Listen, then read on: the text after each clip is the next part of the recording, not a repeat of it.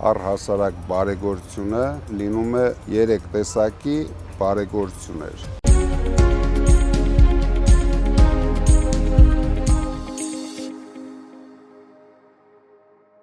Պարոն Կարապետյան, բարև ձեզ։ Բարև Ալիկ ջան։ Ոնց եք։ Շատ լավ, դու ոնց ես։ Ես էլ միշտ ուժեղ, շնորհակալ եմ շատ։ Շատ լավ է։ Պարոն Կարապետյան,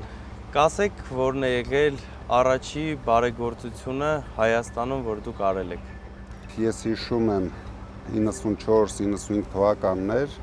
ես արդեն Կալուգայում էի ապրում եւ աշխատում։ Ինձ միշտ տանջում էր, որ Տաշիրում եկեղեցի չկա։ Երևի Հայաստանի միակ շրջանն էր, որտեղ եկեղեցի չկար։ Ինչքան հիշում եմ 94 թվականին սկսեցին կառուցել Տաշիրի եկեղեցին։ Ու ես գիտեմ, որ այդ եկեղեցին Սովետի փլուզումից հետո Հայաստանում առաջի եկեղեցին է եղել։ Ինչ է առհասարակ բարեգործությունը եւ ձեր համար ինչ է բարեգործությունը, պարոն Կարապետյան։ Առհասարակ բարեգործությունը դա մարդկանց օգնելն է եւ լինում է ու ինձ թվում է 3 տեսակի բարեգործություններ էմոցիայի առումով։ Մեկը երբ հիմնվում են բարեգործական հիմնադրամներ, հավաքվում է գումարներ տարբեր մարդկանցից, տարբեր ընկերություններից, այդ ժամանակ բարեգործները ստանում են աշխատավարձ եւ ծառայում են այդ նպատակների համար։ Այդպիսին էր նաեւ Հայաստան համահայկական հիմնադրամը եւ տարբեր այդպիսի հայկական հիմնադրամներ կան, ովքեր հավաքում են գումար, բարեգործություններ են անում։ Երկրորդը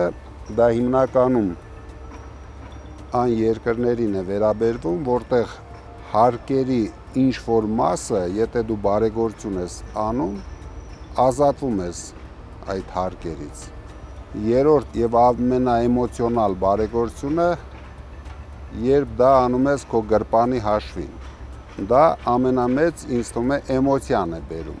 Կարող եմ ասել նույնիսկ հաճույք է բերում։ Ինձ մոտ իհարկե միշտ երրորդ տիպի բարեգործություն է եղել։ Ես ամբողջ կյանքում միայն մեր միջոցներն եմ օգտագործել այդ նպատակների համար։ Դրա համար դրանից երևի ամենամեծ հաճույքը ես եմ ստացել, երբ հնարավորություն եմ ունեցել մարդկանց օգնելու։ Առհասարակ երեխաները չեն շարունակում իրենց ծնողների գործը, բայց ինչպես տեսնում ենք, ձեր պարագայում լրիվ հակառակն է։ Ինչու՞մն է այդ գաղտնիքը։ Սկսած դաստիարակությունից, նպատակասլացությունից, ես փոքրուց իրենց հետ խոսելով բերել եմ նրան, որ նրանք պարտավոր են օգտակար լինել մարդկանց։ Իսկ դա հնարավոր է միայն, եթե դու կարողանում ես ճիշտ ուղղություն ընտրել կյանքում։ Իրենք ընտրեցին իրենց համար ճիշտ ուղղություն, շարունակել իմ գործը եւ երեքն էլ արդեն 19 տարեկանից ակտիվ մասնակցում էին մեր ընտանեկան բիզնեսի մեջ։ Դրա համար ես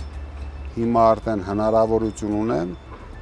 ամբողջ բիզնեսը վստահեմ իրենց եւ վստահ եմ, որ իրենք ավելի կզարգացնեն, նույնիսկ առանց ինձ։ Իսկ ձեր շնորհիվ մենք կունենանք ուժեղ Հայաստան։ Եվ ամենակարևորը վստահությունն է։ Երբ դու վստահում ես քո երեխաներին, արդեն 12 տարեկանից իրենց վստահում էի։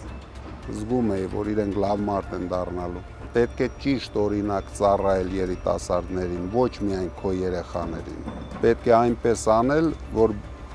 շատ երիտասարդներ ուզենան նմանվեն քեզ։ Շնորհակալ եմ շատ, պարոն Կարապետյան, հետաքրքիր զրույցի համար։ Ձեզ լավ օր։ Ես էլ եմ շնորհակալ, Ալիկ ջան։